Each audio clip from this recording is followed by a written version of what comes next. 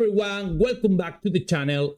Today we're diving into one of the most important aspects of Dragon Ball Gekishin Squadra, the card system. If you want to play smarter, deal more damage and survive longer in fights, you need to understand which cards to pick and why. So in this video, I walk you through the best card for each selection, from the first to the third, and explain when to use them depending of your playstyle and your character. Let's start with the first card selection. In most cases, we'll go to the red cards. If we see a chance to secure kills and snowball the game while avoid death, we'll pick the Super Snowball. Super Snowball activation condition: every cow or assistant on an enemy hero, all attack up. Be careful, attack power increase is lost if you are KO. But in other hand, if we need extra protection when playing damage character, too easy is a better choice. For example, with Dabura, with Trunks, and if we're running tanks, with up becomes the best options to scale and stay strong in fights. Every 2 cows or assistants on enemy NPCs, all defense up to 10.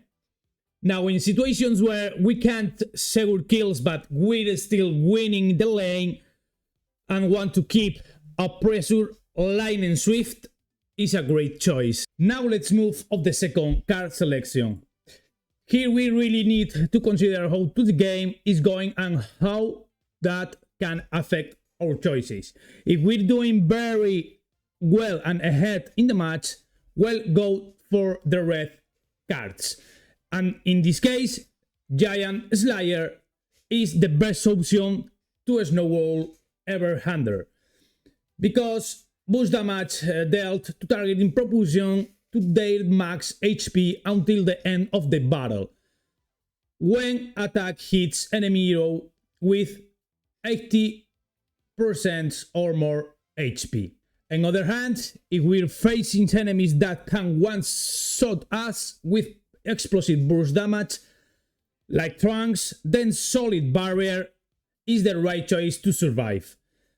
Because don't take damage from enemy areas for 10 seconds, gain a barrier that greatly reduces damage for enemy heroes. Barrier is broken 2 seconds after enemy heroes damage it. And finally, if the enemy team doesn't really on burst but instead deals sustained damage over time, still skiing is our go-to option to slide alive and keep fighting, because take an attack from an enemy hero reduce damage a set amount per hit. And in the last card slot, this is where we need to finalize our build. Here we have several strong options from the red cards. In most cases, we'll pick Wicked Warrior, when our DPS is focuses on sustained damage, like Super Roof or Dabula, because land 3 rush attacks. Rush attacks is basic attacks, okay?